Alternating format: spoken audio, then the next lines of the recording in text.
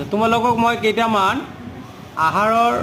উপাদানৰ নাম ক'ম আৰু তোমালোকে সেই আহাৰৰ উপাদান থকা খাদ্য বস্তুৰ নাম ক'বা ঠিক আছে দুটাকে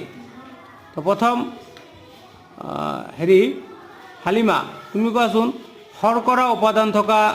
দুটা খাদ্য বস্তুৰ নাম ভাত আৰু ৰুটি ভেৰি গুড এতিয়া ৰিংকুমণি ক'বা প্ৰটিন উপাদান থকা দুটা খাদ্য বস্তুৰ নাম গাখীৰ আৰু কণী তাজভানু কোৱা